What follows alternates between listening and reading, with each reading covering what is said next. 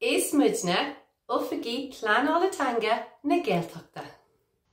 Tá muid inne fostaithe chun Pleanálatanga a aimniú a gcóir leis na pobal Gaeltachta. Chun labhairt agus úsáid na Gaeilge a ládrú inar geantar hain. Tá achan íon ar na hairí Catherine Martin agus Jack Chambers. Agus singe ag an bearthú, Sheriff sí stáit ag Gaeilge an sa Gaeltacht a cheartú. Tá deis cinnúnach ag na hairí seo a dheanú anois agus an Billachanga ághréachtú faoi láthair. Tá sé de cheart ag muir na Gaeltachta plé leis an stáit an príomh hanga an stáit. For níl an stáit treis na dúlga sin a ahand agus a éirú sa Gaeltacht riamh. Malú gomach Servicí Stáit as Gaeilge sa Gaeltacht ag Comisiún na Gaeltachta 2002. Agus ag Comisiún na Gaeltachta 1956.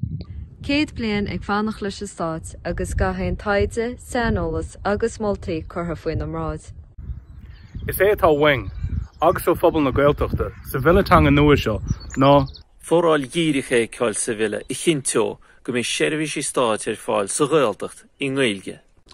Tá chítar leis an éileamh sa I gCorca Dhuibhne. An gar rua. Ar a charan. Agus in í dóhar. Tastíonn Sheirbhísí Stáit in Gaeilge I Gcuisearge. Ins na Rossan. an sa in Gaeltacht na Néise. I mó scrí.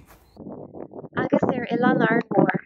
Is ceart bolúsacha seo, a bheith an pléile de Stát hain, I de hanga hain, príomh hanga na tíre seo, I de cheantar Gaeltachta hain.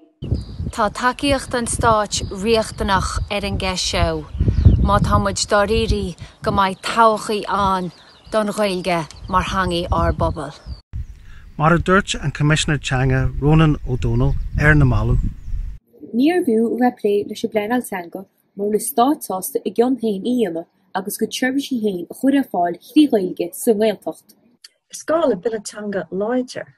Fiúntach. Agus cialhar a achtú le catam na féine a thabhairt do bhaitreán na Gaeltachta fa dhearú in na dír hain. Cintígan is sé.